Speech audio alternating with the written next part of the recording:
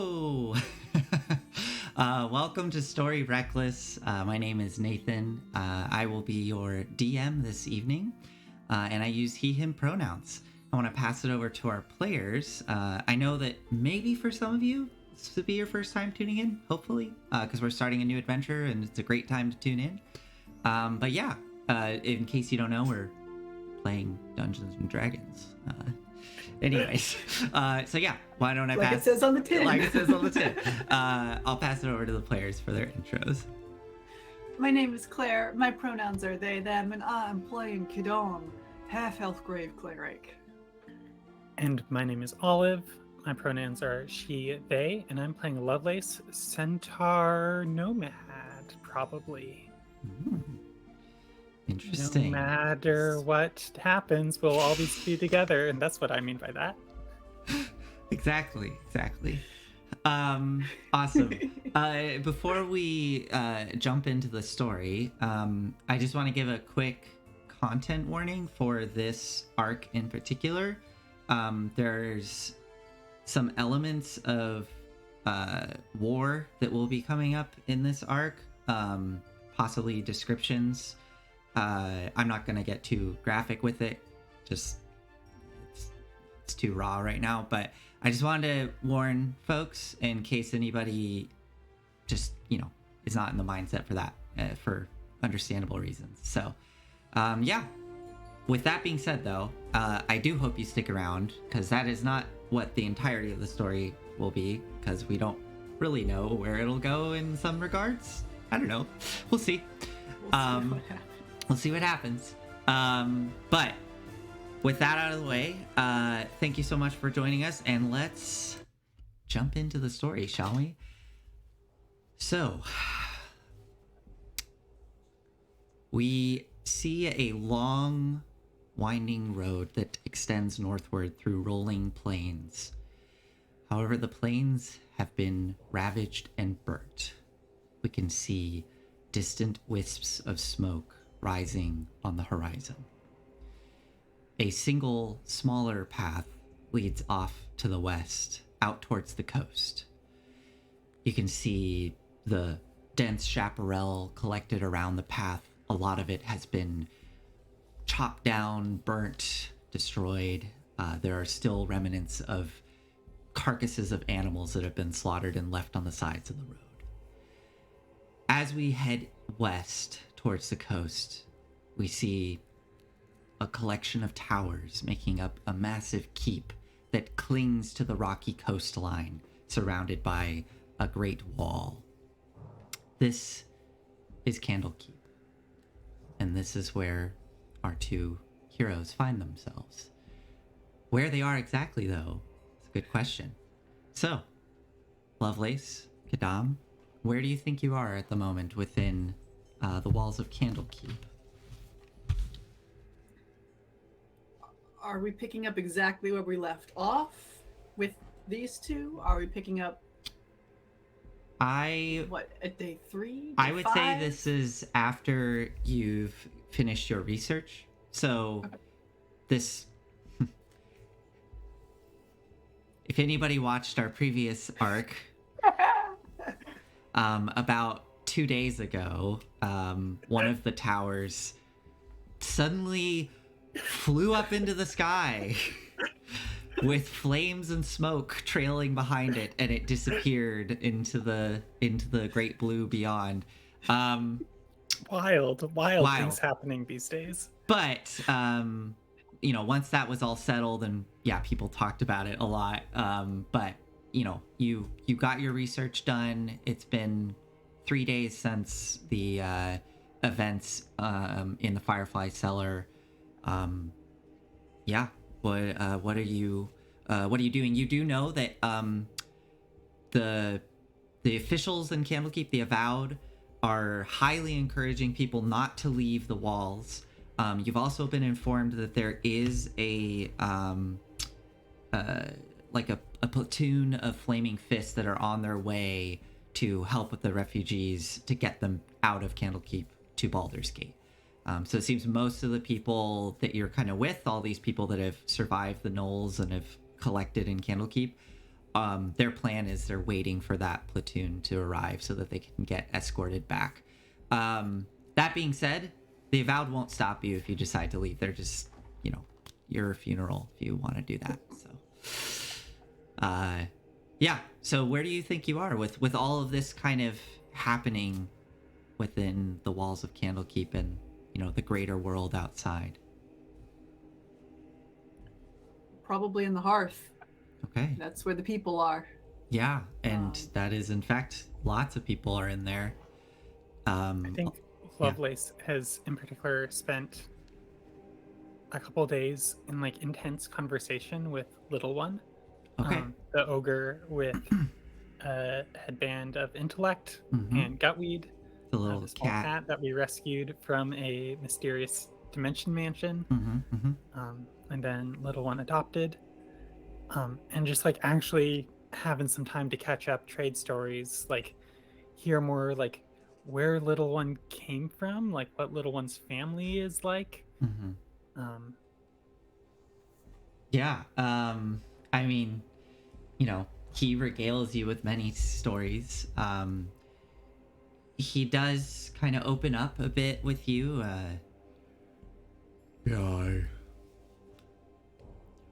Maybe I told you this, but I actually got this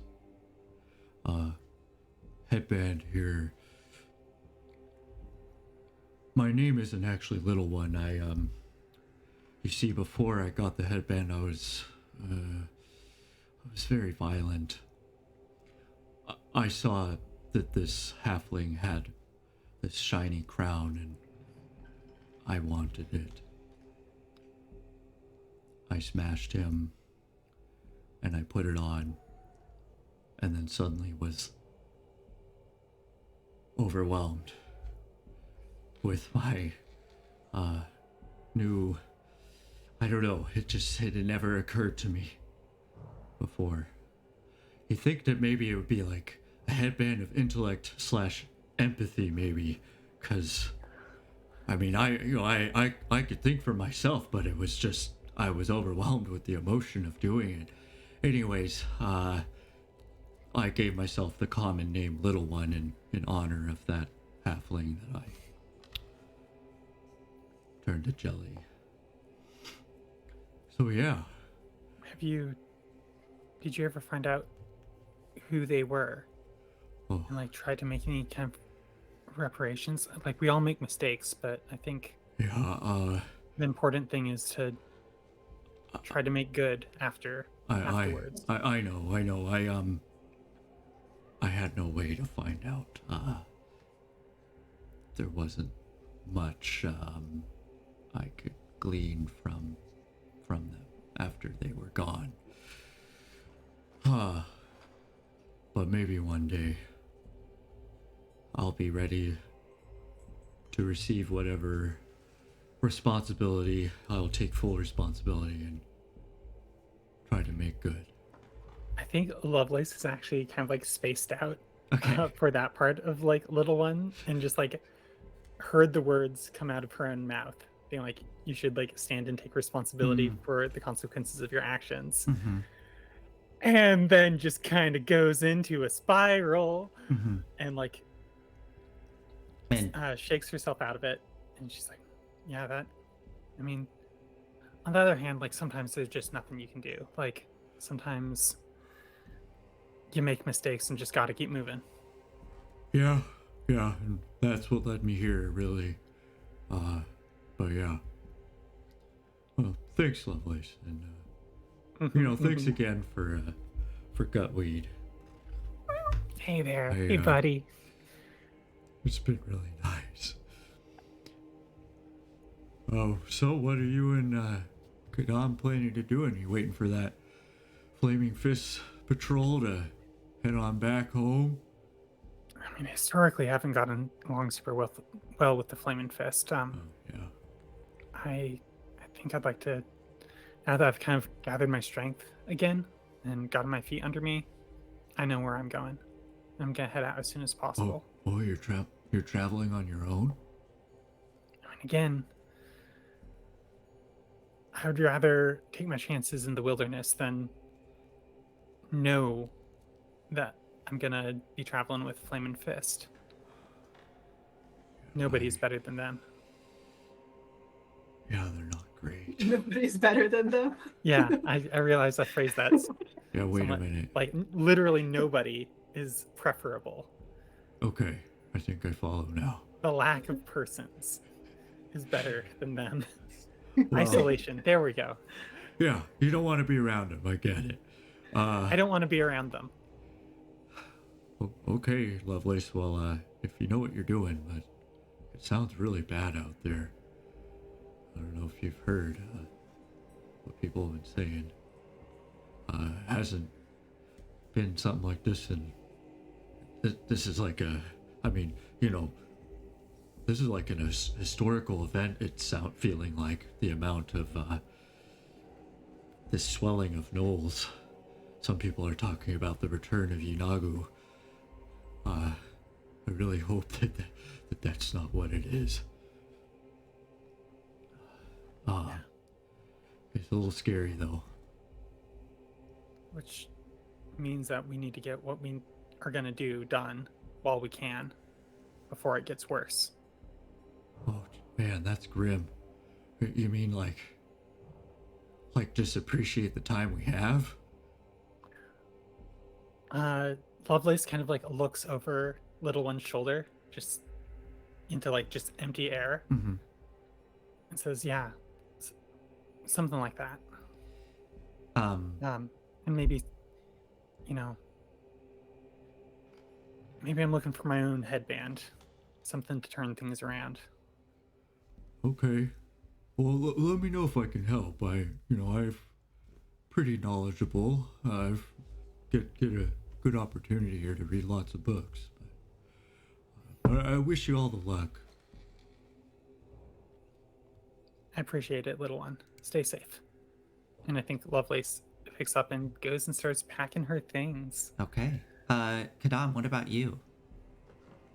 I'd say in between doing my own research, I have been sharing the story of the mine with people.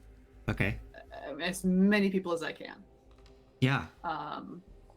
And have gotten the 5 or 6 copies from the scriptorium. Oh, right, yeah. Have made sure that Candlekeep has one of them, and I'm taking the others with me. Are you giving Candlekeep the original copy, or I mean, I can. It's my handwriting. It ain't pretty, but sure. Oh no, sorry, I meant I guess not by original copy. I meant the original work is what I meant to say. Are you giving them the original work? Book. Yeah, or are you keeping that? I think Manfred had it. Oh, did man? Oh no. Yeah, I think you're right. Okay. Yeah, I mean, they are they the people you work with, the Avowed you work with, are very fascinated by the story and are happy to copy it. And since it wasn't a terribly long piece, in this time, you are able to get those copies made. I believe there was some kind of... I feel like when we did this last, there was a deal worked out where you were going to get those copies for free. I don't remember why, but that's fine. We don't have to dwell on it. We arranged that somehow. Yeah. Oh my god. We could scribe. Yeah. Yeah, this is gonna make it very difficult for Box Screws. That's the idea. So yeah, you head over to the what is that area where they make the copies? I thought it was listed. It's within the Pillars of Pedagogy, so right. Yeah, so you head into there and have pass it off, get the copies made, and then after a few days come and collect them. You see that dwarven Avowed way back when you first were here. Yeah, I remember him. Yeah, Torbjorn has the stack of books and passes it to you. Well, they're probably not even books. They're probably just pamphlets. No, they are nicely bound and made into little books. Like they are copies of. Wow. Yeah. This is very fancy for 10 pages, but thank you. Well, it's what we do here. Thank you very much, and I will go back to my rooms with Lovelace and Okay.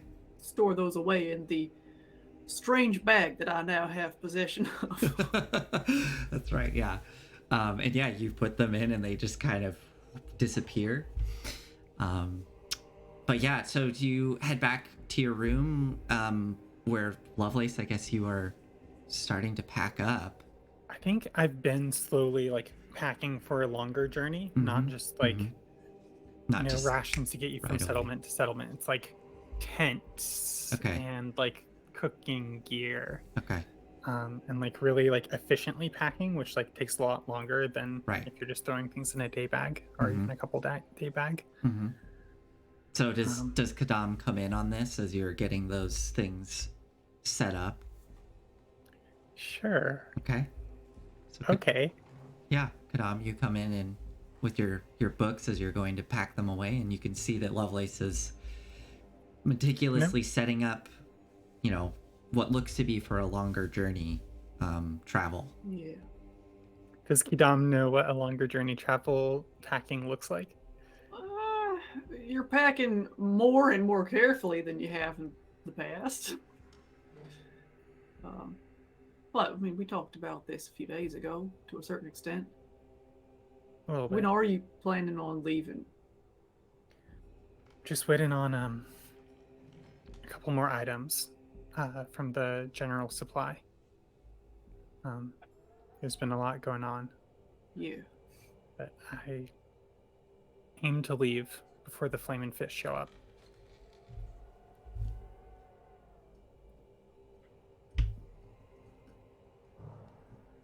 You can still come with. I think it would be really irresponsible of me to go with you, Lovelace. I need to go home. I need to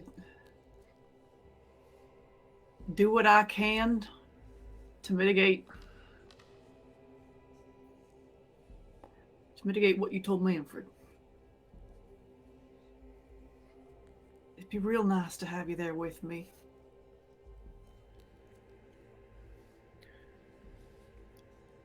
Lovelace is taken aback. Like, your words are just like these spears. Or like she takes them as accusations, almost. And just like, well, good travels. I'm doing what I can. It does no good to just throw yourself back into that city over and over again. They'll chew you up and spit you out.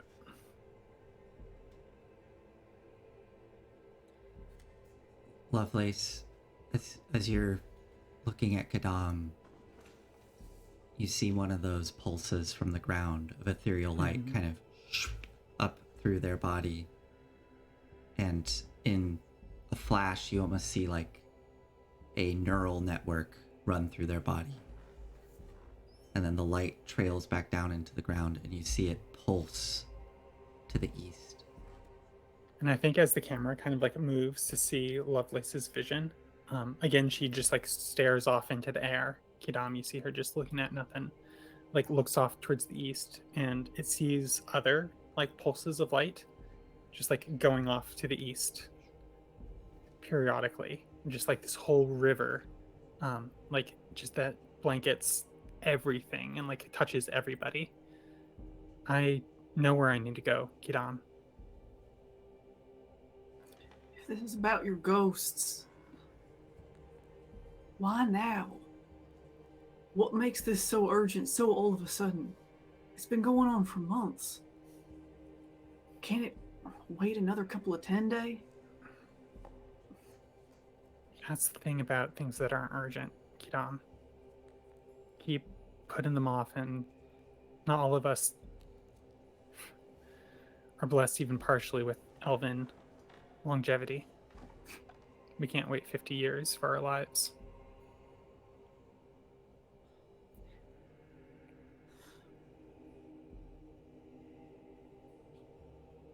Lovelace. It really feels like you're running away from this again.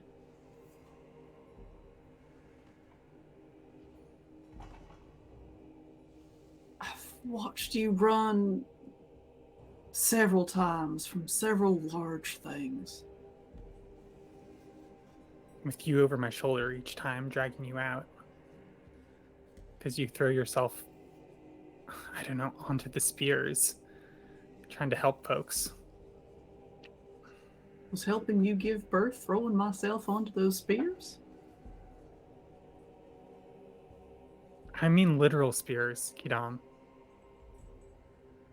I ain't talking about literal spears, Lovelace. Oh, I am. And I need a metaphorical spear or something to change how things work in Baldur's Gate. I just know that the answers aren't in that city for me.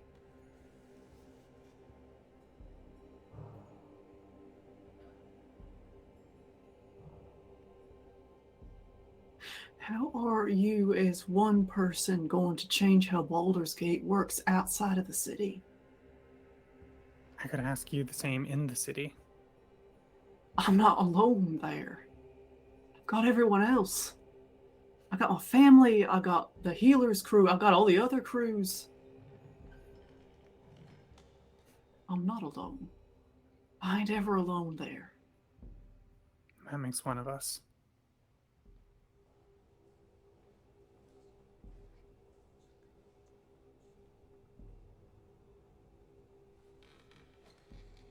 Right.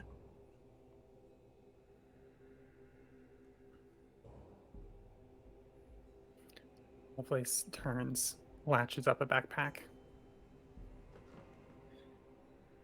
Before you go, Lovelace, do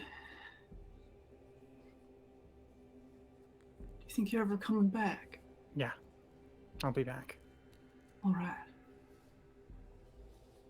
I'm glad. Yeah. There's something else. Couple somethings, I guess. Box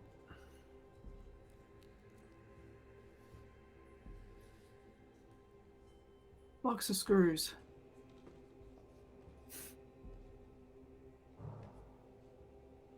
Do you want me to... What do you want me to tell her about what you're doing, where you've gone? Unless she knows the fewer hooks that she has. Yeah. Do you want me to lie to her? Manfred don't know if you're alive or not. That's true. Don't have to tell her anything. Just refuse to say. Yeah. All right. I can do that.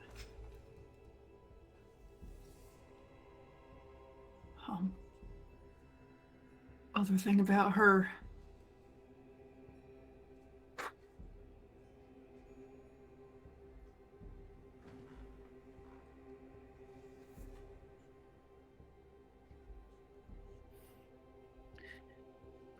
She's family, Lovelace. Yeah, she'd like you to think that, wouldn't she? No, I mean, actually. I mean, she's my big sister. And, that's... Excuse me? Yeah. Yeah. I'm sorry. What was that like growing up? I was just fine, frankly. Hard to imagine.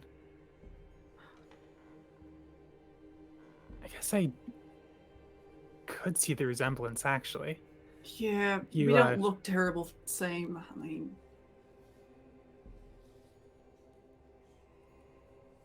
I take after Ada. She takes after Dad. That's why I've been sticking around so much. That's how I got pulled in the first place. I knew that she had something on you. But wait, are you helping her out of family ties then? Yes. That's almost worse.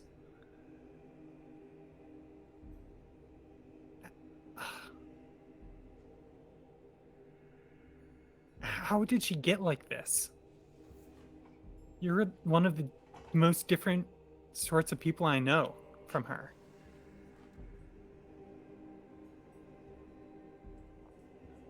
I can't claim that I understand all of it. I don't know all of it.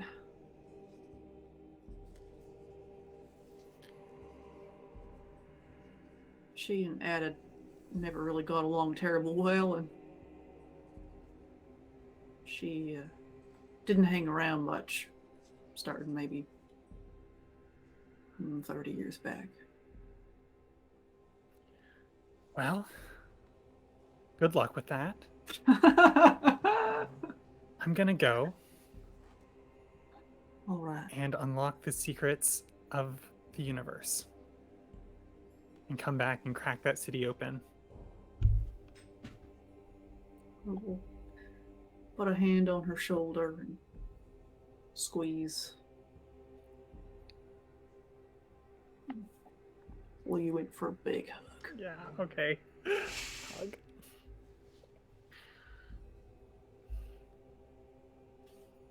Hey, Quidam. Hey. Don't die, all right? Took the words out of my mouth. Here. And I will pull out my healer's kit and pass it over. You're gonna need that more than I will, I think. I'll bring you back a couple grubs. Oh, thank you so much. I know you've grown accustomed to the taste. Yep, it's acquired. Yep. So you can add a healer's kit with 7 uses left Cool. to your inventory. Did actually need that. Here's Cool. kit. 7 uses, you said? 3 have been used. Okay. So, Lovelace, are you leaving? Yeah. Okay. Trot out into the court of air. Clip, clop, clip, clop. You Dust rising. you trot up to the main gate. You can see a number of avowed stationed there. You see Velma. Looks at you, raises an eyebrow. So Lovelace, you're going? I know you're thrilled. She gestures and the gate just starts What, you're to not open. even gonna try to stop me? I can never stop you, Lovelace. Unfortunately. Damn right. Clip, clop, clip, clop. As you leave, Truest thing you ever said. as you start to head out onto the road, you do hear her shout, "Be careful!" And then she's mumbling something you can't really pick up, and then the gates behind you as you clip-clop down the road. And we see the small silhouette of Lovelace disappearing off to the east down the dusty Lion's Way towards the smoke on the horizon. All right, we'll see you later.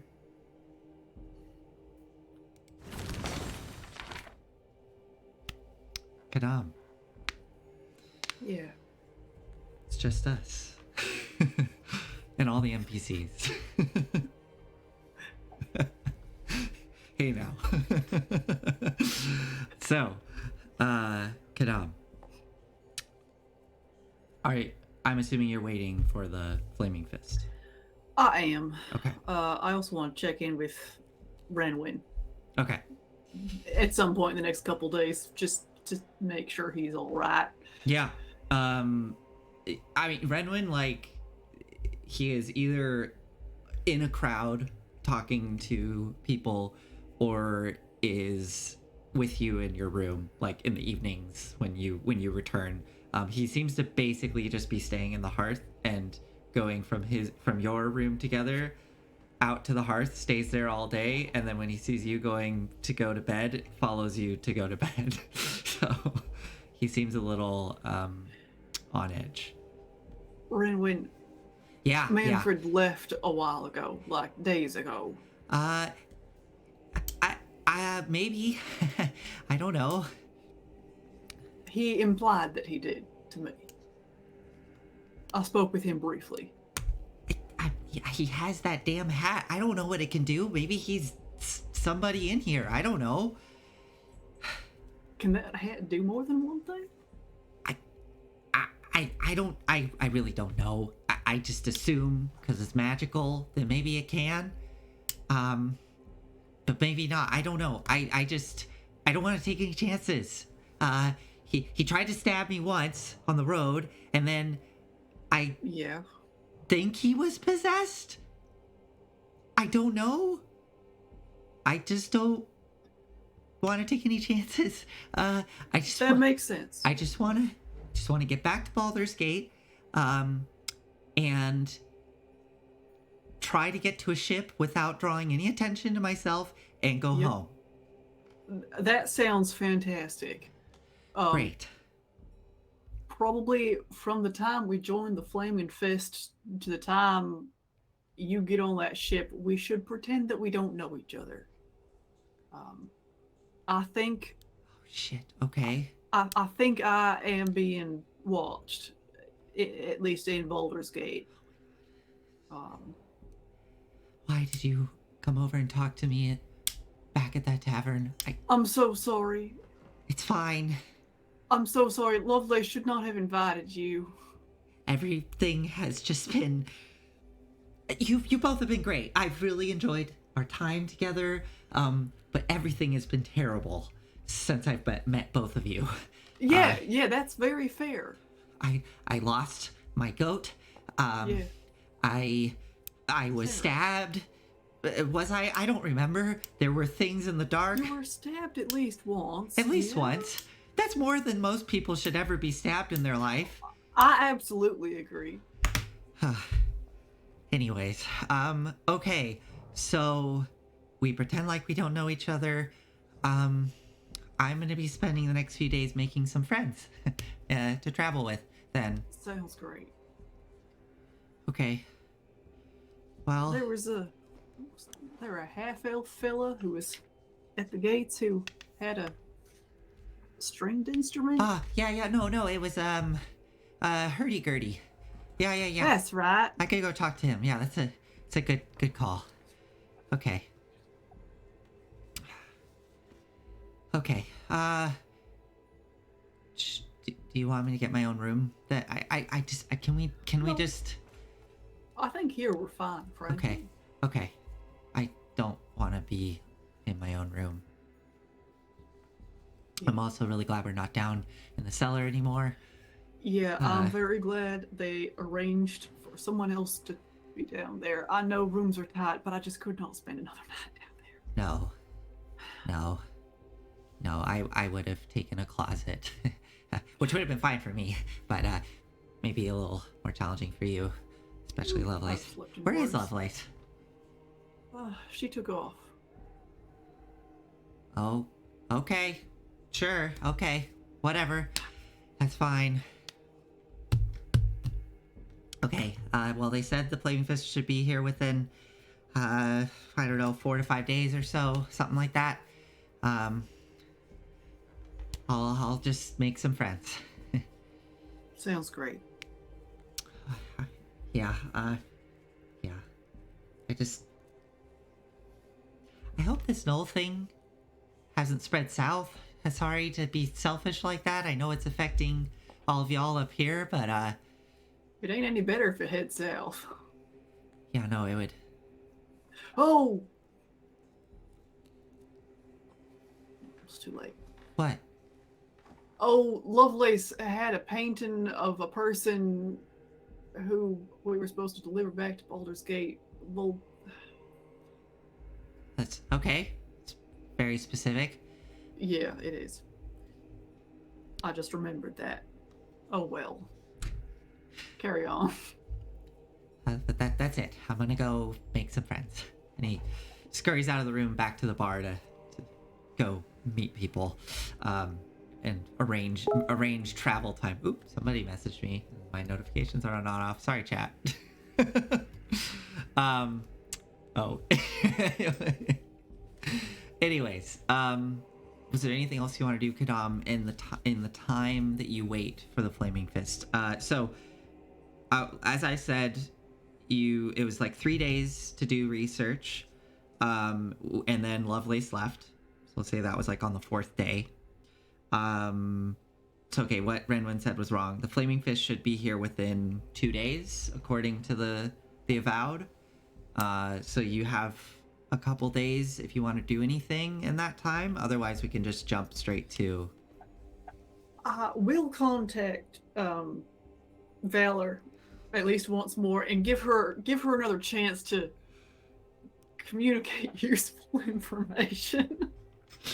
Okay. Okay.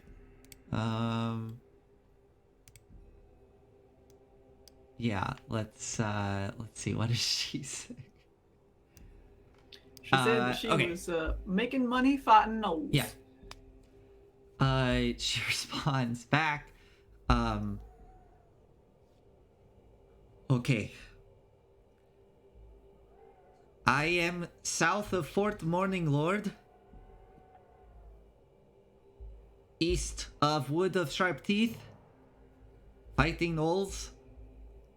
Miss both you and Lovelace. Come to Elturel sometime, maybe I be there. I plan to go back for resupply soon. I don't know if that was 25 words, but yeah, something like to that effect. So. All right. I'll use another slot. I do have business in Baldur's Gate, but if I finish that up, I'll contact you again and see if I can't make my way to Elturel. That sounds great. You know, it's crazy there. There's this big thing in the sky that's like the sun, which I think I told you about once. Yep. Oh, right. I have to be careful about... you can't hear me. I'm just... the words that I... And then it... Great. Okay.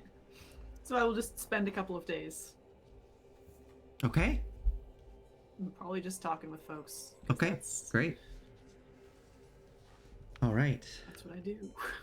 Well, in that case, as the time goes on, there are maybe one or two groups of stragglers that come into Candlekeep that seem to be fleeing from the conflict beyond. And by the time they appear to be, most of them appear to be like folks that were traveling to Baldur's Gate and got caught up in the mess and fled for Candlekeep. And then by the time the 22nd rolls around of Flame Rule, there is a large platoon of Flaming Fist that arrives at the gates of Candlekeep. As you get up in the morning and finish your breakfast, you can see there's quite a commotion. And stepping out into the Court of Air, you see the gates are currently open and spilling into the courtyard in relative order, but there's a bit of noise and from voices shouting and livestock moving.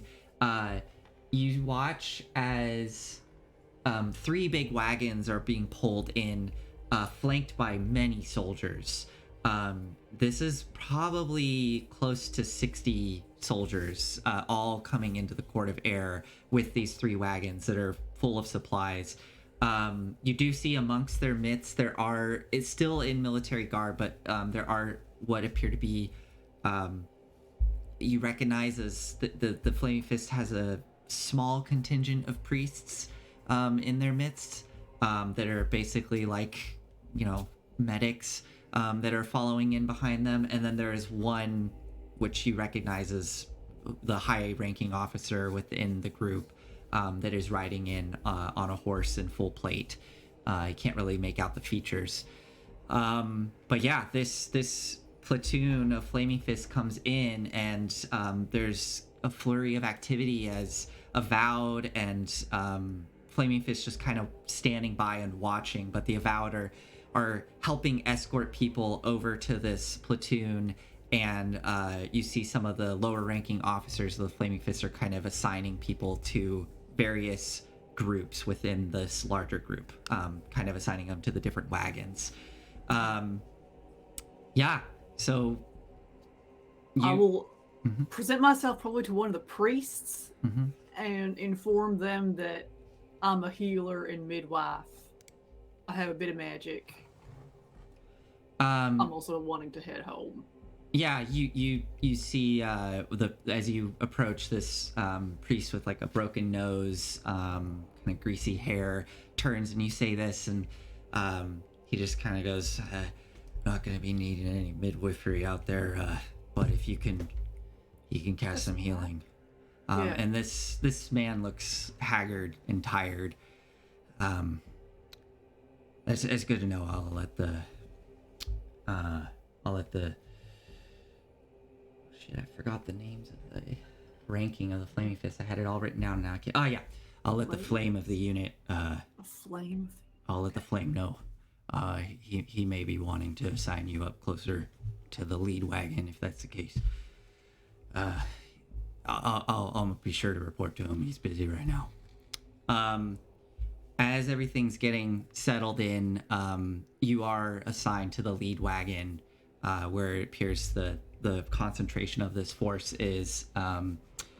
And yeah, you can see that Renwin has shuffled into one of the other groups at the back. He does seem to be hanging out with that half-elf with the hurdy-gurdy and that whole troop of people. He does kind of lock eyes with you at one point, and then just like quickly, nervously looks away and just keeps talking to his group. The only other person of note that you see as everyone's getting ready to leave, you watch as a tiefling woman comes striding through the court of air back from the Emerald Gate. She seems to be coming from the inner keep. This tiefling woman comes striding through the court of air. She is wearing this almost yellow gold top with like high collar and tuft shoulders that come out into bell sleeves. She has red skin with horns that curve back over her head, and she has just a small satchel at her side, but she is striding with like a purpose, and you watch as she goes straight for the flame, and they have a communication with each other. The flame nods, and you watch as she files in to the back portion of this unit. And could I sidle close enough to overhear that conversation? Make a perception check as this kind of noise is happening around you. 21. Yes. So she approaches, and the flame kind of has his back to her as you sidle up closer, and she just gives a quick snap, which is much louder than you were expecting, and he turns to look, and she goes, "I'm going to be joining you on your journey north. I am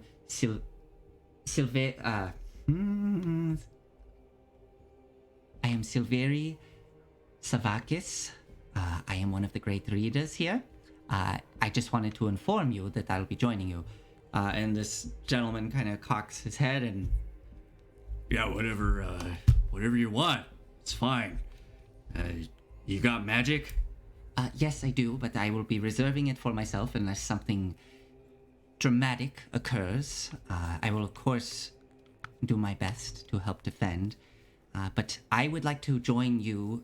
If you could get me as close to the front as possible, I would like an escort out to the front. I wish to observe the current Knoll incursion in order to learn more. In fact, I would really like to acquire a sample, living if possible. Okay, I can do my best, ma'am, to get you close, but getting one alive, I'm not gonna do that for you. You'll have to talk with the blaze of the unit when we get to the front. That's fine. I figured that you couldn't handle this. But I'll be at the back. If you need me, I'll be sleeping in my own tent. I can provide for myself my own food. I'm fine. Just know that I am here, and when we get close to the front, I would like a personal escort out that way. Sorry, you'll have to divert some of your men. This is how it's going to go. Okay. Thank you. And she goes walking back to the back of the contingent, and you see a painted pony horse is led out that she climbs up on with like this beautiful black leather saddle with little like red runes all throughout it. What languages do you know? Common, Elvish, Gnomish, and Celestial. Okay, then yeah, you don't recognize the language.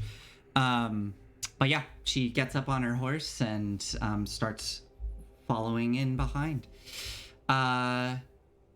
If there's nothing else you want to do, Quidam. Let's go home. Okay. Wheezy's Breezy's loving Claire's expressions. All right. Well, Quidam, you set out on the long journey home, and it is a bit slower than you've normally done because you're in this big column of soldiers and refugees as you're heading north. You find yourself going down the Lion's Way out to the Coastway, and before even getting to the Coastway, the entire column actually has to peel off and go off-road, which is even slower going. You can hear each evening the soldiers talking about wanting to avoid going out towards the Coastway where most of the attacks have been occurring. Actually, make another perception check for me. Let's see what kind of little snippets you pick up on.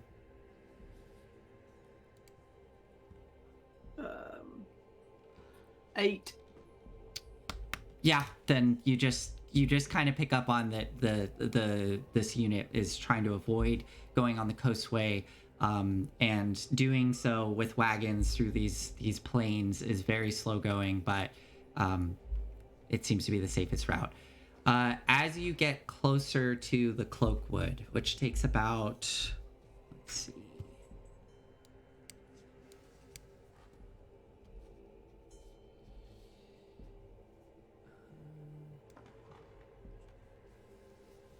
takes you about 3 days, moving in that direction northward. You start to peel to the west, and by the end of the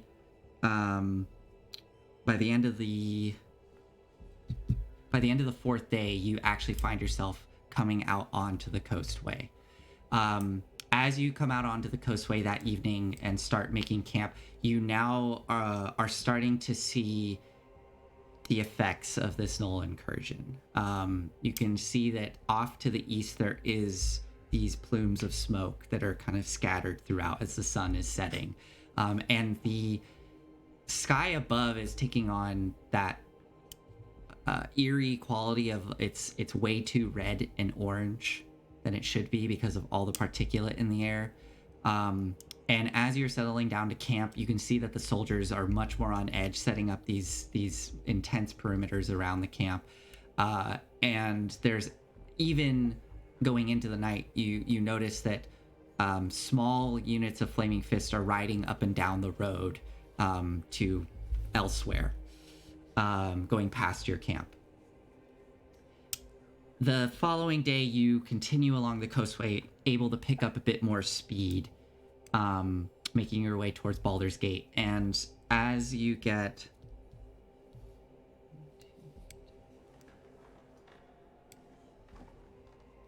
Yes, okay. So, on the on the fifth night, as you are getting closer to Baldur's Gate, you set up camp, and again, you can see that now you're starting to see like smaller hamlets this close to the city, and they some of the ones that are this far out are in ruins, and there's just smoke trailing off of some of them. Some of them are just kind of collapsed into piles of timber. You can see that the farm fields have been just torched or maybe pulled up and consumed, as if a locust horde had gone through. But there are more and more of those Flaming Fist units that are heading south that are more frequent going past you. They appear to be probably patrols or messengers of some kind. But on that fifth evening, as you set up camp, just as the sun goes down and everybody's sitting around their various fires, getting ready for bed,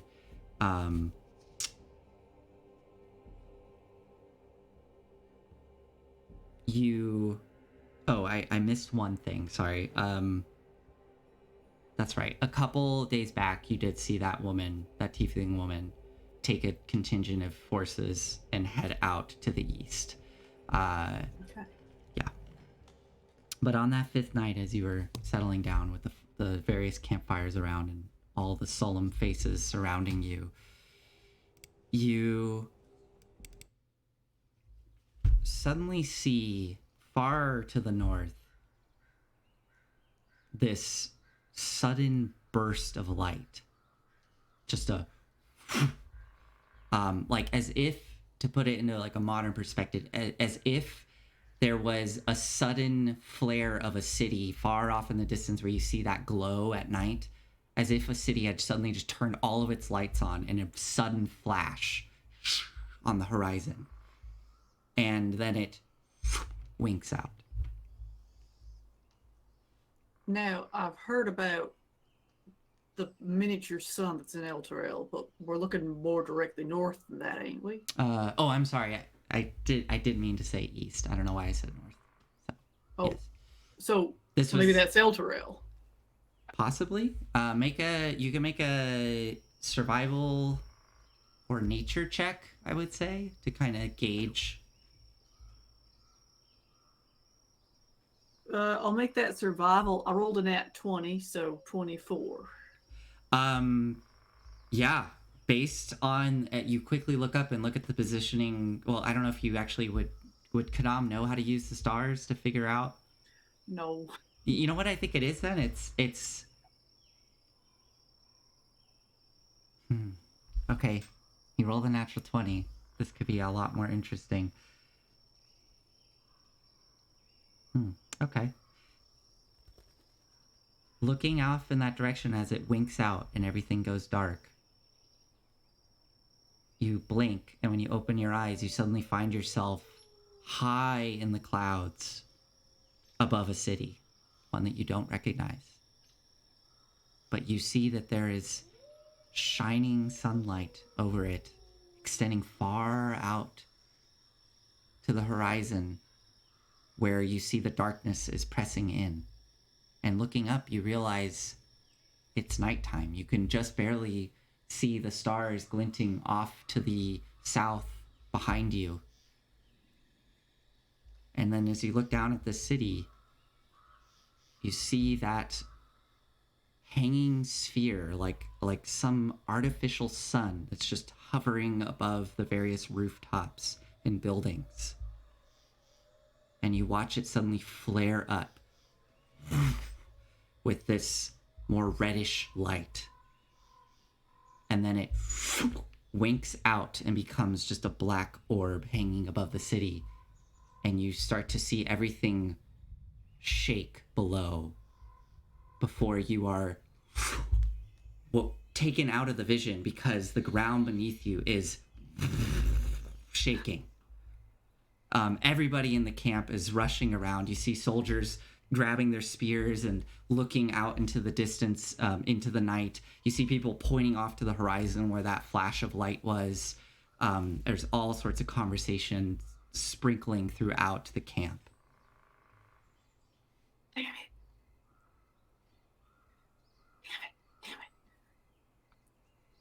Oh God, Sahani.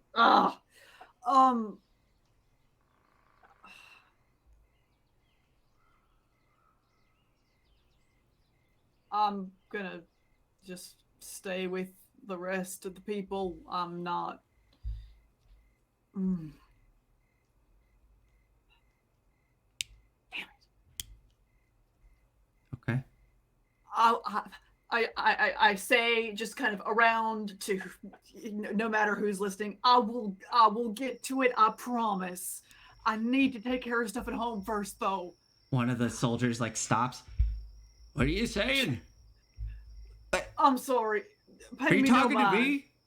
No. I'm kind of busy. You're fine. Yeah, go right ahead. Okay. Goes running off.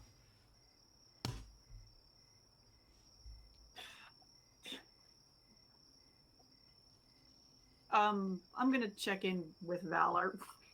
Okay. What do you say? Valor, you all right? I assume you just saw and heard that. This is sending? Yeah. Okay.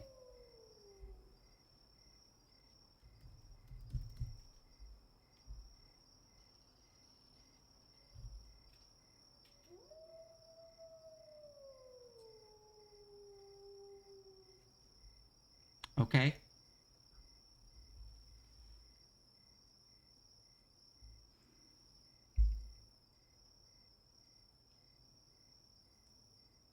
Wow, I was not expecting this. So, you...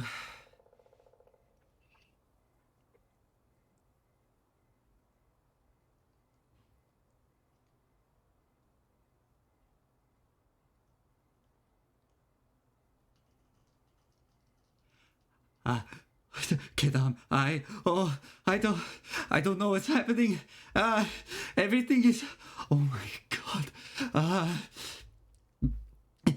Everything went dark, and then the ground opened up, and oh my, I can see them. They're pouring in. I don't understand. The message is cut off.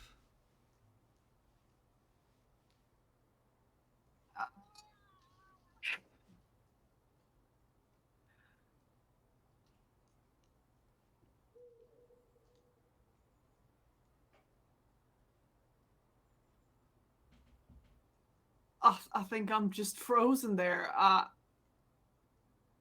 don't know what to do.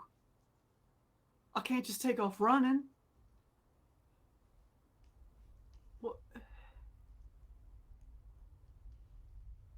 This ain't normally a seismically unstable area, is it? No.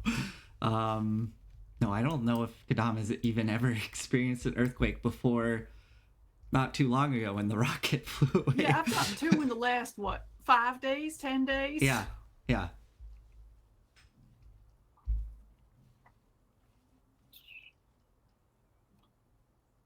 I don't know that I have much.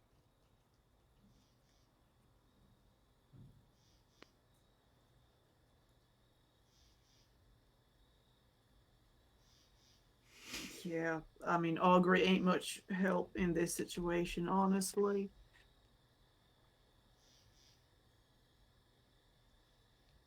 Oh, because sending is 3rd level, so you can only cast it once? I think I got 2 spell slots. Yeah, I got 2. I might do that. I might.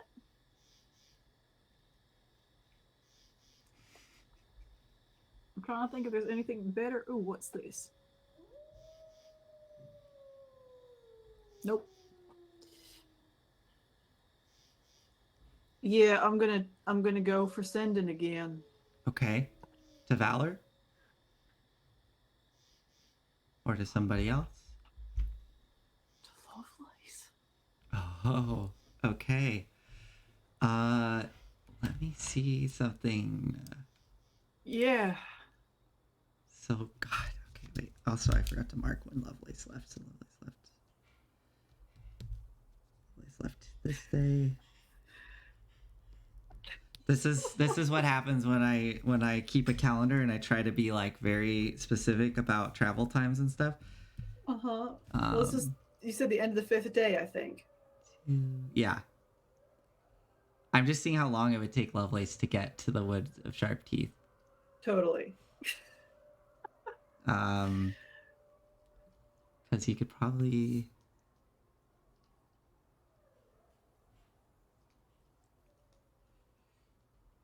I mean, yeah, Lovelace, you're probably well within the woods, so we don't know what's going on with you at this point, but I guess we will assume that you are alive. And we're going to hope that narratively everything works out.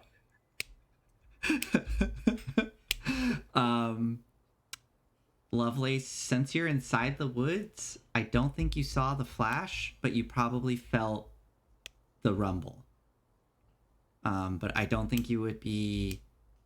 I can't imagine how you would see the flash if you're like deep inside a forest. So, okay, what do you say to Lovelace? Lovelace, you all right? Did you feel the earthquake and see the flash from the direction of Elturel? Some wild things have happened.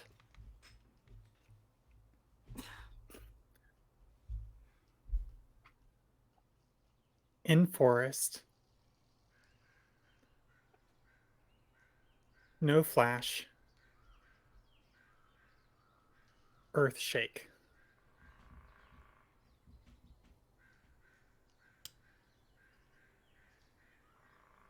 Give me something more, please.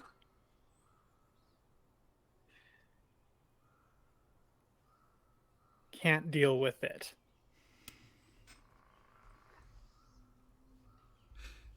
Amazing. Also, this is great because for our audience, they don't see you, Lovelace, so they just heard you. It's just like Quidam. All right. So that's what you get back, Quidam? Really what I care about. Being scared and I'm stuck here. Okay, we're doing this.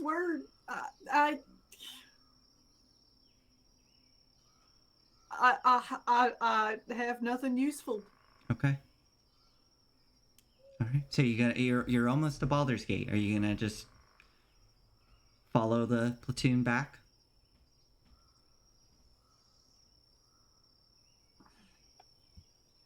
Yeah. Okay. All right. Well, as the evening comes to a close, there's, a lot of anxiety in the camp. As you're falling asleep. I am not lowering that level tonight. As you are trying to fall asleep, you can, hear the hushed, frantic conversation of those around you in their tents. And hear the soldiers moving about in the night. But nevertheless, you manage to get through the night.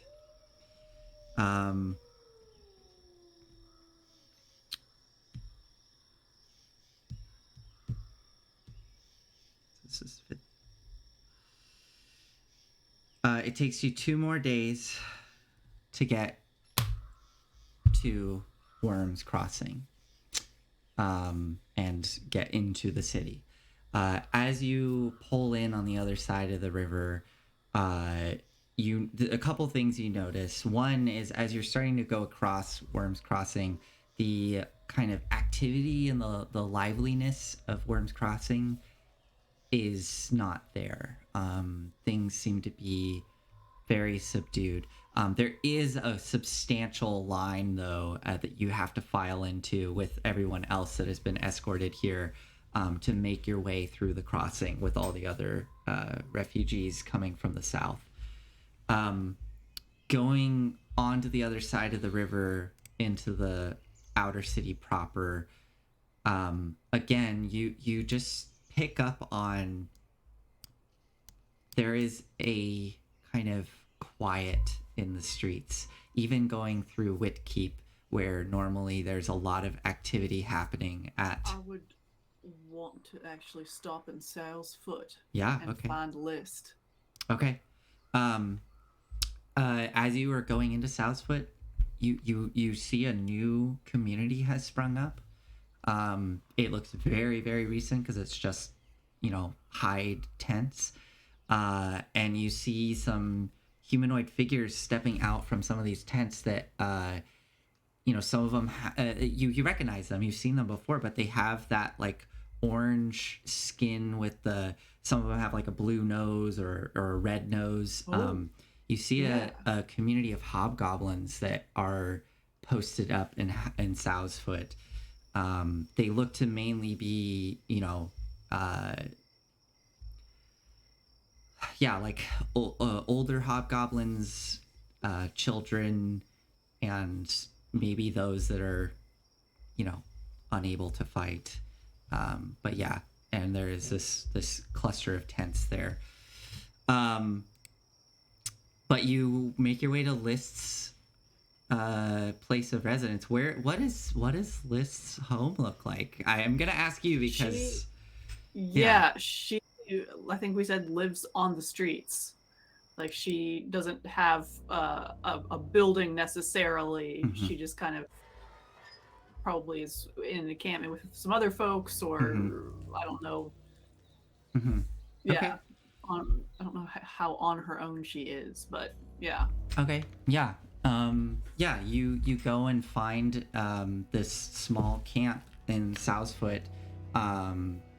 There's, like a couple other goblins in there and some halflings and humans, but you ask around and people point you to where List is currently staying, and you head over to she just has this little tiny lean-to set up with like what looks to be a single chest with like straps that she can carry, and you can see that poking out of the corners there's like pieces of parchment like sticking out of it, and as you walk up, she is currently just sitting there methodically writing down on this piece of parchment. This goblin woman, I think you gave me a description of her, which I did not have ready.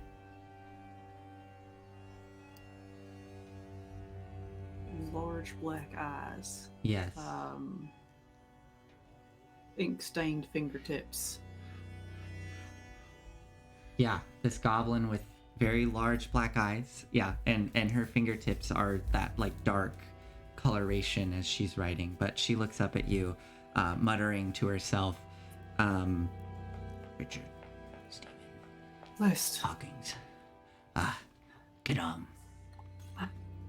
List, I need your help. Lots of names. I imagine so.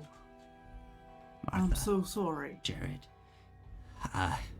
what can I help you with, Quidam? I need to talk with you and probably Pavu and Melissa.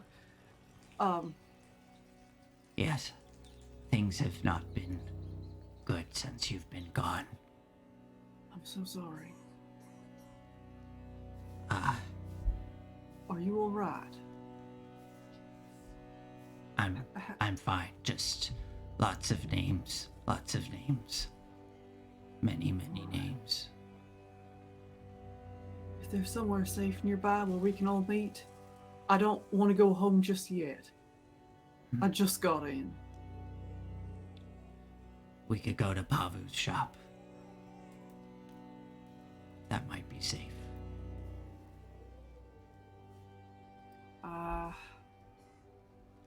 I guess I can do that. I'm afraid of going home. To Norchapel? Yeah.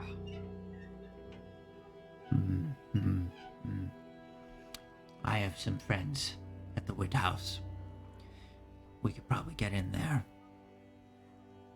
All right, the Wood House? The Wood House hostel. The Wood House. Oh, yeah.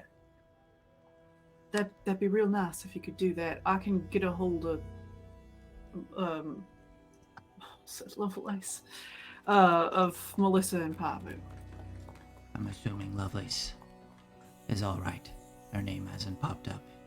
but I don't see her with you. Very glad to hear that. Yeah, she's in the woods of Sharp Teeth. At least that's where she said she was headed.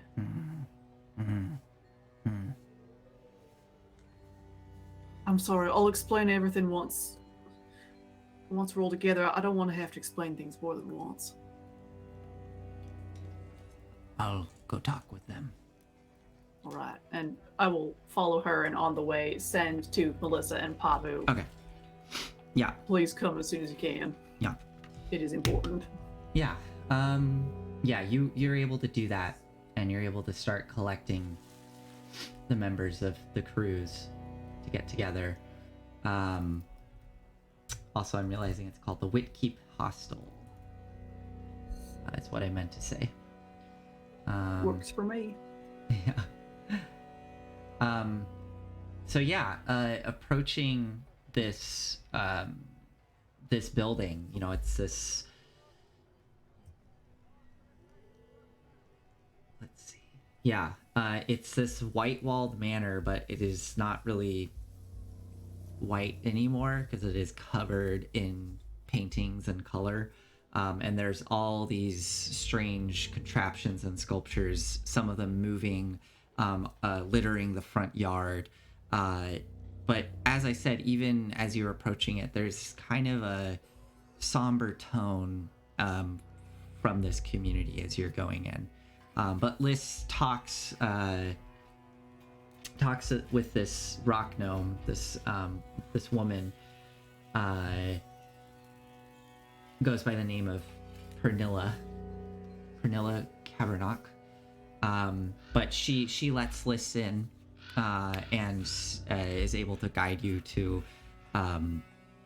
like what probably was a like a little personal library for this manor at one point, but it has been like sectioned off into probably 4 small rooms, each of which has like bunks.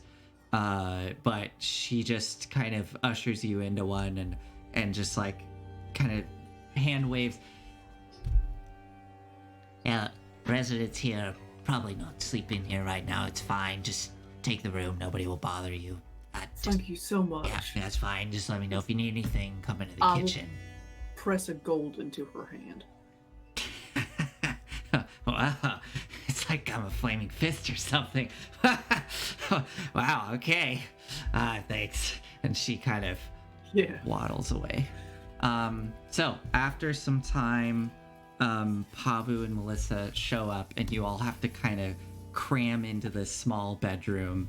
Especially Pavu, this large Goliath man, sitting down on, or he can't even sit on the bed. He just like leans against the wall, kind of awkwardly holding himself. Melissa and List will sit down on one of the beds. But yeah, you have them all together. How has it been here? I've only gotten bits and pieces from the fist who sound like they've been outside for a while. Pavu looks pretty tired and looks down at you. It's been really bad, Quidam.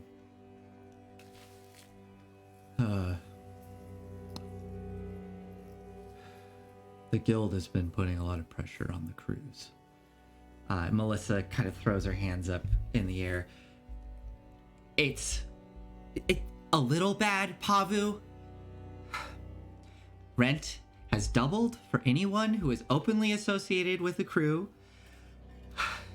My business, my customers of my business have been harassed for coming to me.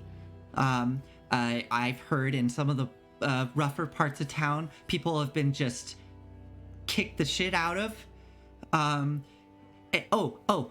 Pavu, do you also want to mention, you know, that the Cult of the Dead 3 is back?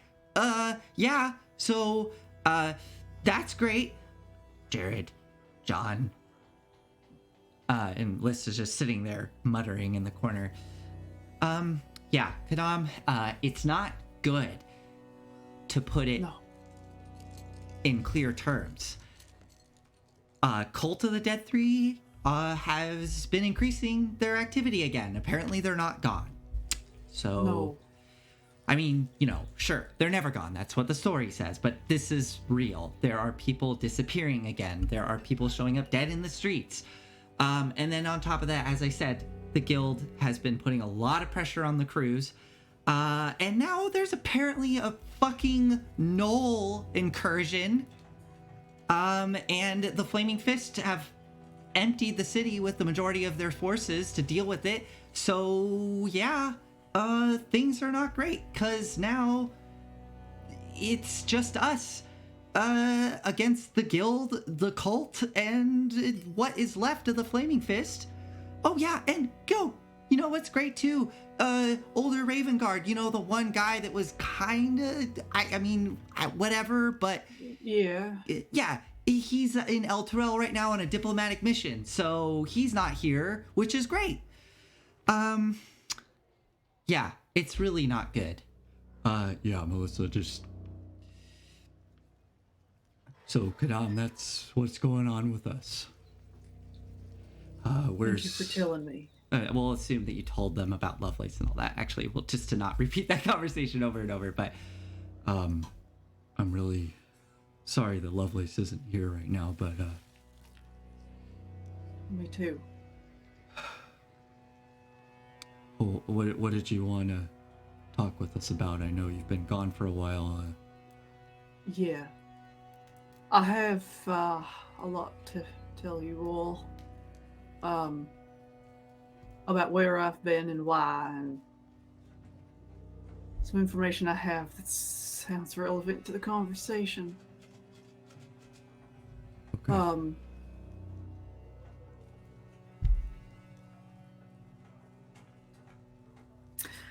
Let's start with the worst of it, shall we?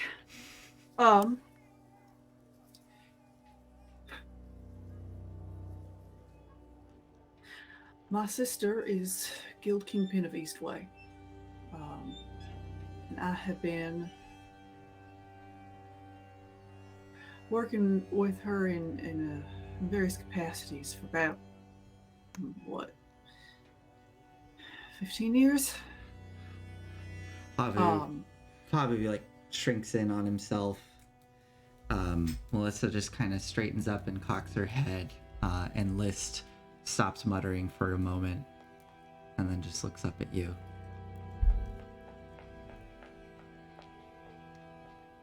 Oh. The last 2 times I've been out of town have been because of her.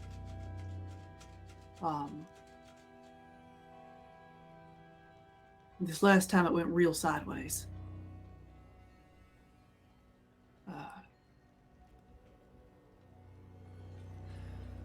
Lovelace and I were sent to investigate whether there's a useful platinum mine way down south, and my whole plan was to just not find any platinum. That was going real well until, even we found platinum. I thought we were just gonna hide it from the guild representative who came with us, but then Lovelace just told him.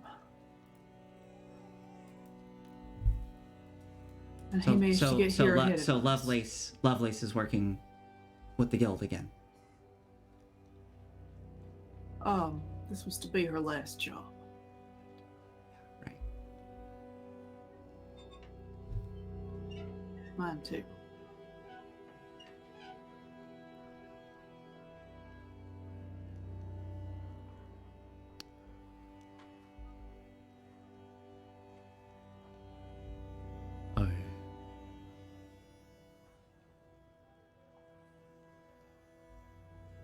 He just turns.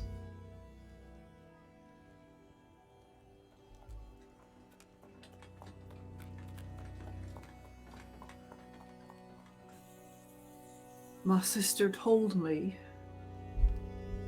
and I don't know how. I don't know if this is the truth or not. I have not ever caught her lying to me. That don't mean she hasn't. She's been trying to get me and Lovelace to be more than just assets. And she says that Nine Fingers Keen knows that the healer's crew has been interacting with the Eastway Guild.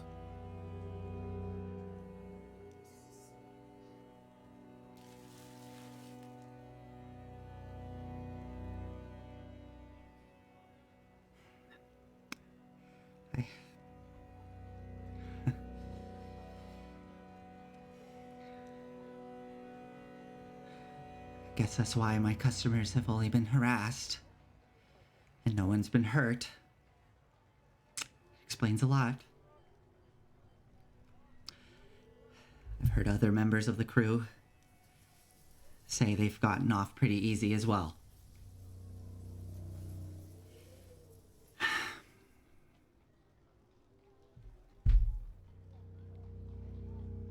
I don't know what to do with this information, Quidam.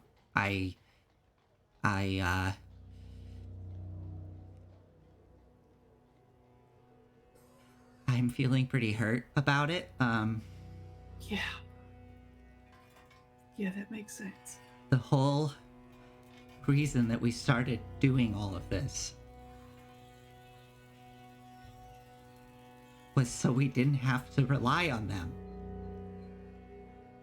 Yeah.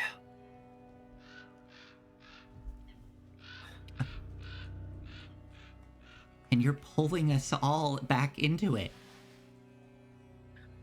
I'm so sorry. I'm so sorry. I thought I could handle it. I thought I could have my family and my, I don't know, my politics, my personal beliefs.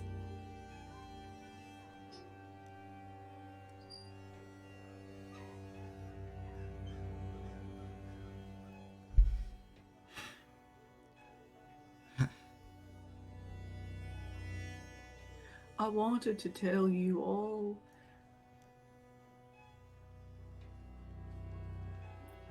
because it just doesn't sit right.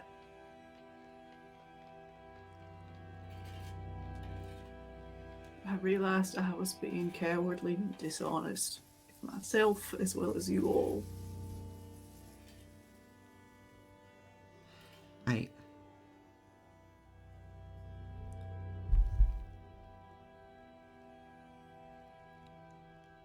I don't know if we should work together anymore.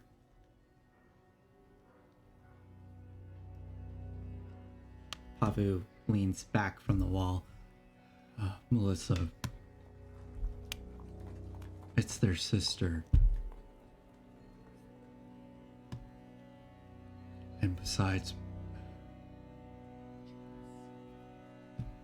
we could use some help right now. Maybe there's a way through this. It's pretty bad.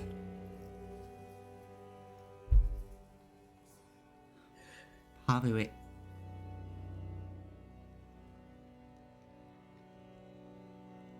they've taken so much from all of us. This is just making things back to the way they used to be.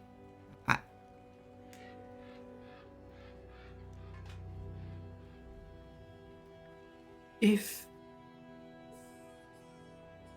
the crew chooses to not have me among you all, I will, of course, accept that.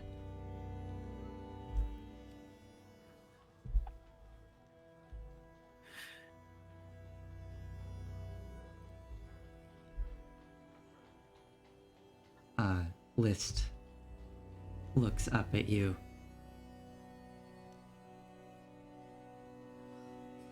Jerome, Sarah, I think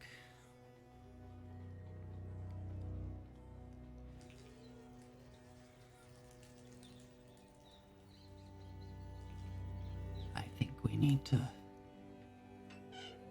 give Quidam a chance. Quidam has always been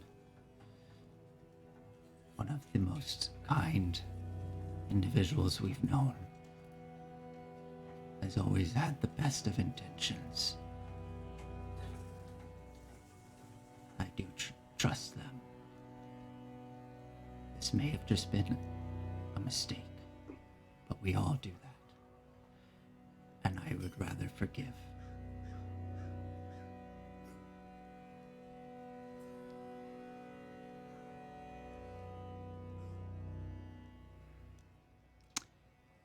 Melissa stands up and walks out of the room.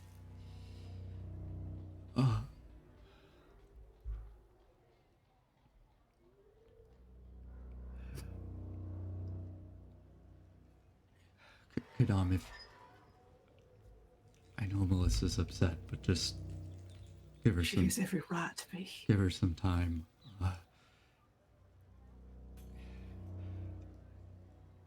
If you could at least, maybe you can talk with your sister and just see if there's anything that could be done to alleviate the pressure on the other crews, since you have an in. I think we are going to need to have a longer conversation, Melissa and I, with the rest of the crew. Absolutely. And let them know what you and Lovelace are doing and what you've done. Yeah. Thank you for being honest with us. Yeah, Pavu. You deserve it. Well, thanks. I'm gonna have to go reporting to her regardless. I could tell her that we are done, like we agreed. I could break off contact in some way, and another option is that I say that I want to stay. A couple ideas in that direction. If it's more valuable for me to be there. Why would you stay? So that the crew has someone on the inside. A source of information.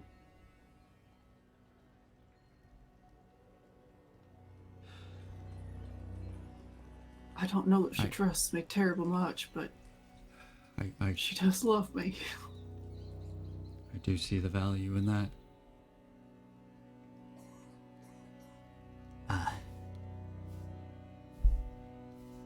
Quidam, I trust your instincts on what you decide to do.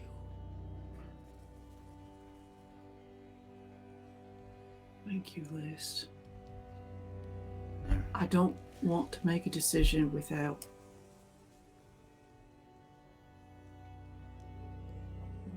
consulting all of you.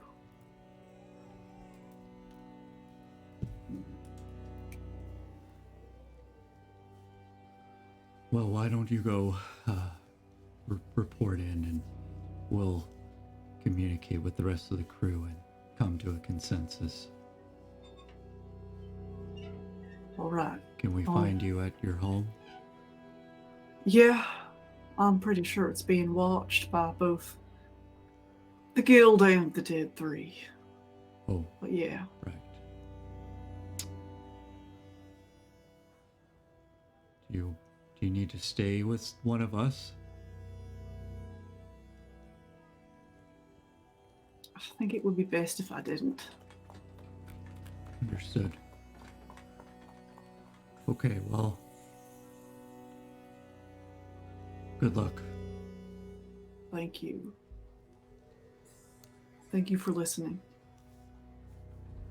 You're welcome. Quidam.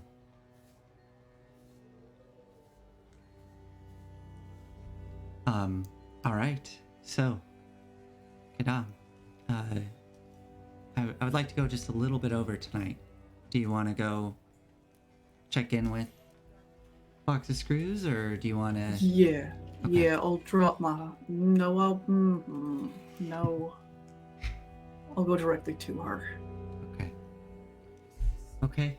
You walk through the streets of the outer city, and I don't know if I feel like Quidam would be able to just maybe pick up on this, especially now knowing the context, but that tension in the air is palpable.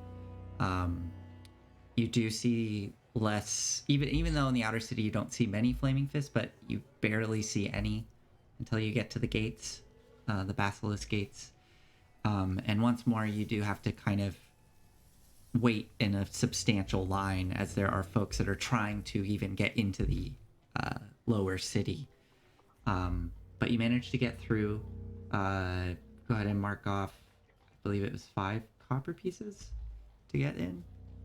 I can't remember. Yeah. And heading through Eastway as the evening is starting to, the sun's starting to go down, and it's getting quite late. You see the cracked spine up ahead. And as you are approaching the door swings open, and you see Renwyn walk out, flanked by 2 very muscle-bound individuals that are just following him. And he doesn't actually look... He looks a little nervous, but he looks okay as he's walking out. And then he sees you, and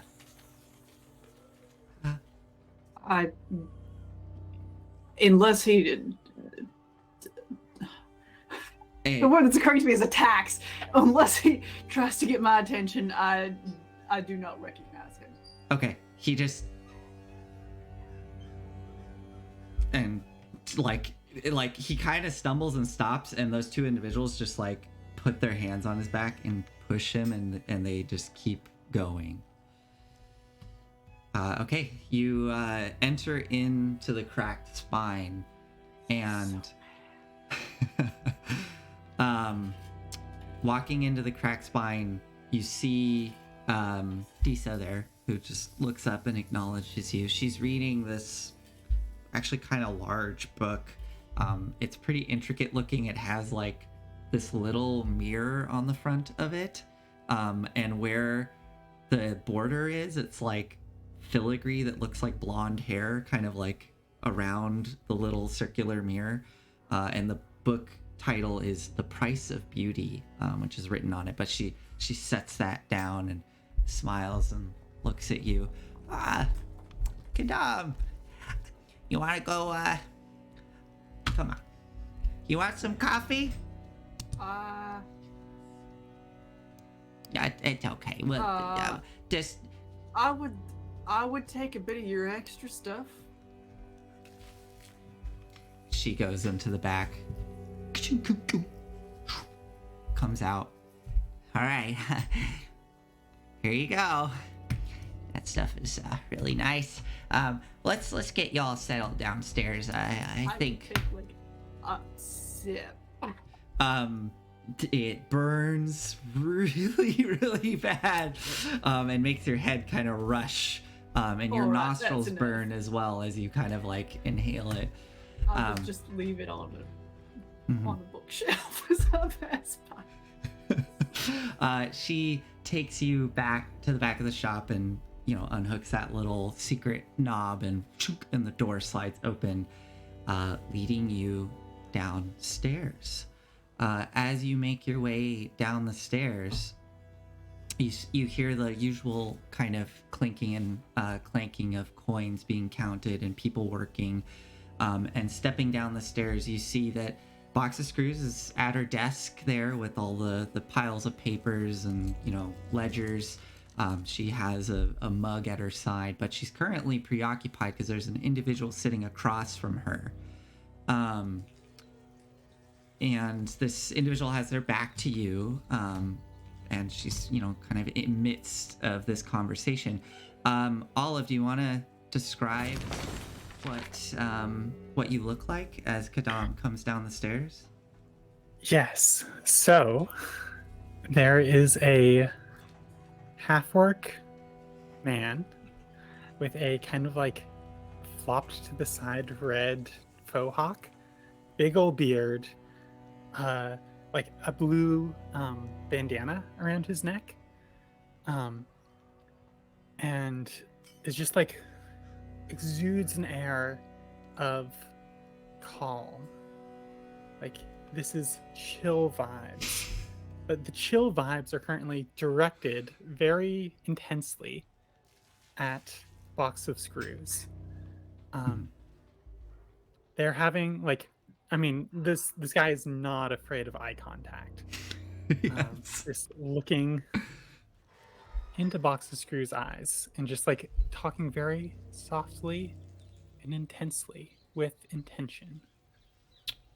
Box of Screws notices Quidam coming down the steps and just looks over your shoulder, Imsh, up at Quidam coming down. Oh, thank God. So Imsh, you were saying? Imsh will also take a look around, look back, and then actually, like, for the first time, like, the air of cool shakes and does a double take. Mm-hmm. It's like, now, that's someone I wasn't expecting to see. Quidam, what have you been up to? Come on, come, pull up a chair. Yes, Quidam, why don't you join us with your friend? Lovelace ain't with me. I know. I'm aware. Alright. Imsh? My associate Manfred has been keeping me informed, and you see a kind of a tall gentleman walk out with black hair, a bit more broad in the shoulders and bulkier arms than the Renwin, or not Renwin, Manfred that you know. My associate Manfred has been keeping me informed on what's been going on. And Quidam, as you look over, you realize you've seen this man in the caravans with you, traveling north. Renwin, if you don't mind just clearing the room for us. Hey, everybody, if you could take your break. I need some time with these folks here. Thank you, thank you, Manfred. And he and the other guild associates start to go out of the room, setting down their work. Quidam, please, take a seat with your friend. I will sit. So, Imsh here appears to have a bit of a problem. Isn't that right, Imsh? I think you know as well as I do what problem might be happening between us. Oh, I'm well aware. Used to be one of my best assets.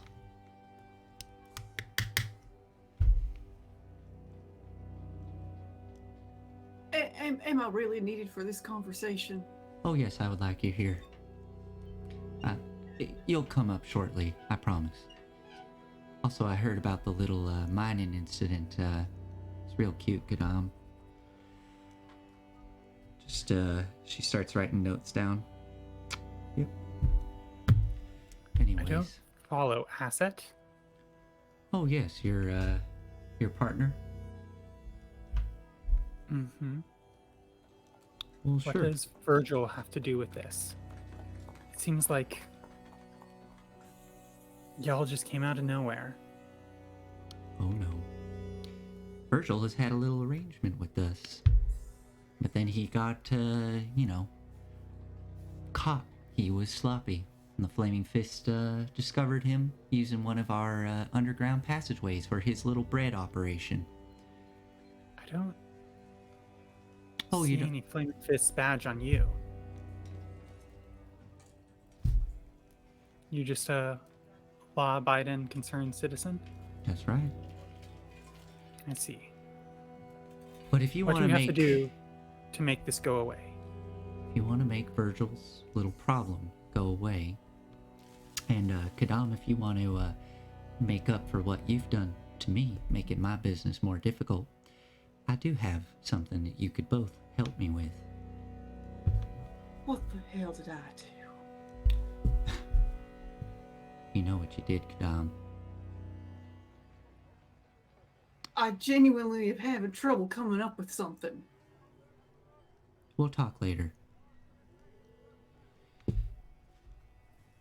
Now, if you don't mind having a quick conversation here about a job that you could help me with, it could solve your problem, Imsh, and Quidam, it could, you know, make our relationship a little better. Are you willing to listen, Quidam? I don't see that I have much choice. Quidam, what have you gotten yourself into? Not now. Well, if you don't mind. Imsh, as you well know, Quidam, I suspect you've been updated on the current situation within Baldur's Gate with the cult of the Dead Three and their prevalence in the past month. It's not only affected the good people of Baldur's Gate, it has affected our business here in the guild. We have been having our coin wagons, if you will, those that transport the well-earned coin that we make in our various businesses to and from the central bank. They've been getting raided by the cult of the Dead Three, and we've been losing quite a substantial amount of profit. I have come under the knowledge, or I've become aware, that it seems like it's an inside job, and one of the kingpins within the lower city is tipping off the cult on these shipments. Now, I don't have any hard evidence, and the job I have for both of you is quite simple. She reaches under her desk and pulls out this book. It's like kind of a gold clockwork looking book that has this latch on it with a big lock. This is a very rare copy. There is one other that does exist within the city limits. Sorry, city of limits? City limits within within Baldur's. city limits. All right. I just need you to swap out that copy with this one. There's an enchantment placed on this book that allows me to, once per day or so, hear or see through it. I need you to get into the estate of this kingpin and replace his copy of the book with this one. Simple as that. Please don't get caught. And if you do, don't leave any witnesses, please. And make it look like it's a robbery. Take some stuff for yourself. That will be just fine. Just make sure you leave this behind and bring me his copy. Understood? Which kingpin?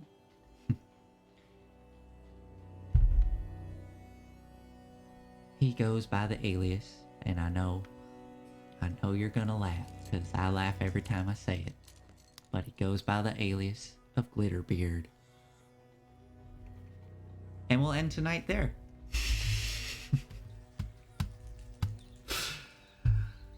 Woo! All right. Wow. Oh my goodness. I'm sorry all of you only got to play Imp for like that amount of time, but okay. But I am glad I was not in the room for that previous conversation. Oh boy, that was rough. Oh my god. Hey, that's a new viewer. Or I've never seen you in chat. Hi, Dolly Epic Burger. Welcome. Welcome. You came into some intense conversations. This is a spicy one to join Yeah. for. Anyways, yeah. We will have to see what happens next time. I will obviously, for both of you next session, we will go over more of the details of the job. But yeah. And of course, you can always refuse and see what the consequences are for refusing. Whoa. I'm just considering, it's just like, you're throwing a lot of stuff at me. Why don't I just do my class abilities that I have that the viewers don't know? Right. Yeah. Yeah. All right. Well, let's end there. Dolly Really? Epic Burger. As a heads up, this is an extremely roleplay heavy Dungeons and Dragons game. Oh. This is, I would say, a typical kind of game. I think so. There's also a huge variety if you want to get like super into nitty gritty mechanics and fighting. There's also that kind of stuff. It comes up. It comes up. Oh, Nathan, can you mention the thing about fighting that has been happening with the challenge ratings? Oh yeah! Oh my god! Yes, I'll take a little longer here. So, how can I make this short? I have a little spreadsheet where I calculate custom encounters to see if they're going to be deadly or not. And it just helps me kind of guide the encounters. Anyways, one of the numbers on that spreadsheet, which I completely forgot about, because it's all the way to the left, Olive, on the spreadsheet, and it's a very small number. But I was making an encounter, and I looked over there, and I was like, what was that number at, Nathan? Well, hold on. I was like, what's this column here? I don't remember. Oh, number of party members. 5. Oh. Well, what happens if I put that down to 2, which is what it is for both of you? Oh, look. All the numbers increased by like two times almost, like 1.5 times. So all of those encounters I was making for you, where it was like, oh, these are just supposed to be hard encounters, were like definitely deadly encounters. Is that why I've been going down every single fight? I think so. So I kind of messed up. I'm suddenly really proud of us. Yeah, me too. Yeah. I feel super validated. Also, that's awesome. You just bought a dice set 2 days ago. I don't know you personally, but I'm proud of you, I guess, for some reason, in a weird way. Describe them. Yeah, describe it. Yeah. What color? Yeah. What material? All right. Well, anyways, thank you all. Happy that you joined us this evening, and we're gonna sign off. See you next week. Bye. Good night.